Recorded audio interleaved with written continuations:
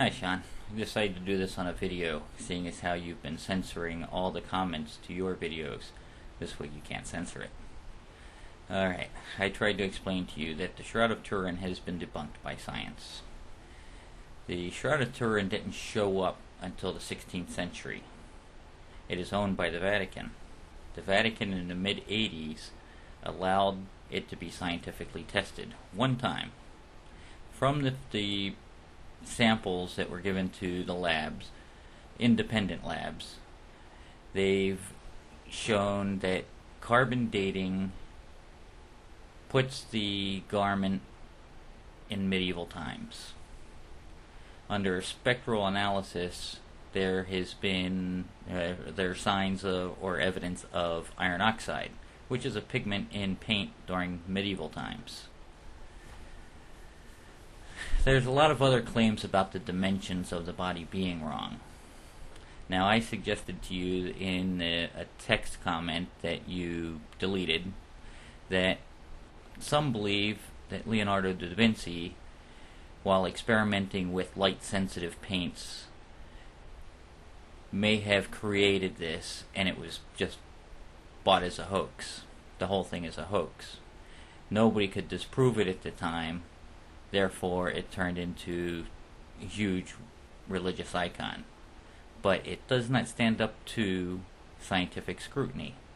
Now, does the Vatican, who owns the shroud, have any evidence that it is older than medieval times? And why won't they share that with the scientific community?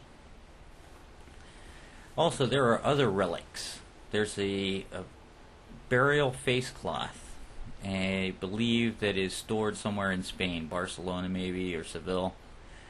And when you look at the image of this cloth, it does not match, it doesn't even look the same as the face image on the Shroud of Turin. Now, both of these are religious artifacts owned by churches. So apparently somebody's lying. And of the parties lying, one of them's a church. Actually, both of them are, because scientifically, the shroud does not match the time that it's claimed to be. Now, this video coming on Sunday on the Discovery Channel. Okay, being a skeptic, I'm not so sure that we're going to find that this is Jesus' tomb.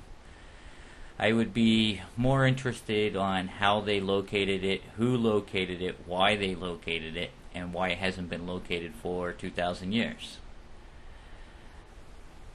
I would be obviously a little red-faced if they do prove that it is Jesus, because all along I denied he even existed.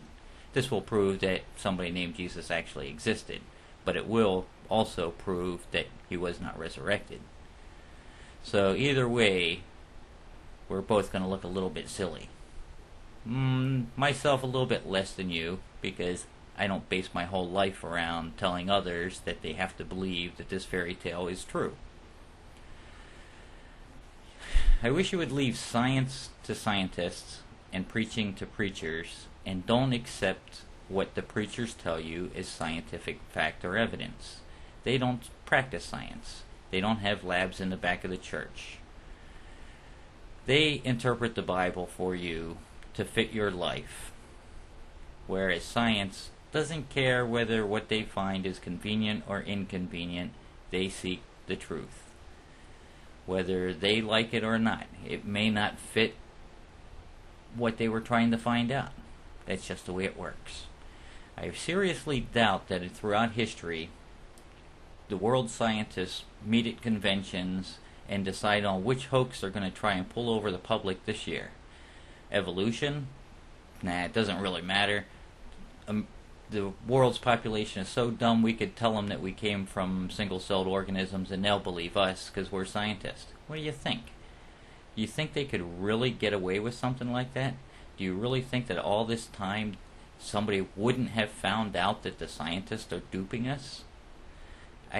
I don't see any reason for science to make up false claims like that.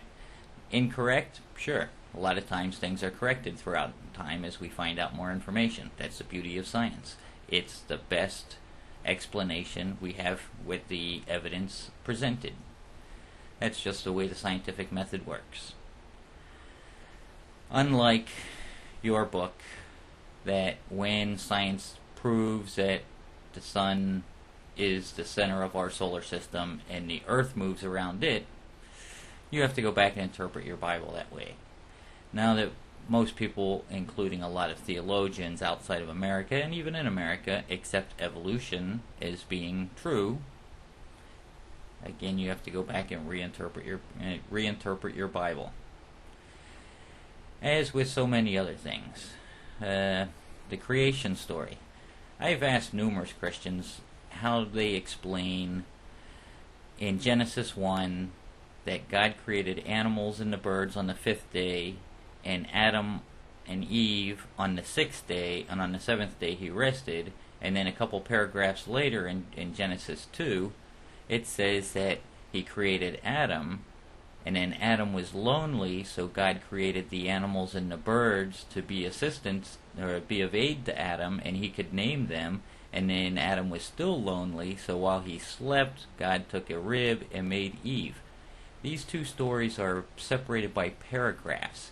This is what you take as literal, the literal creation of the earth, and yet they're opposite. They are two separate stories that don't line up. How do you explain that? Because it's not real. It's myth. And you're so narrow-minded that you won't even question obvious discrepancies in the story. You tell us, the non-believers, that, oh, well, we have to believe it and then we will understand it. That's crazy. How could I blindly believe something that doesn't make sense in order to understand it? The logic is flawed. The logic is ridiculous. So, again, I hope that you'll start allowing people to post comments without editing them, so that others can dispute and read the disputes and make up their own mind.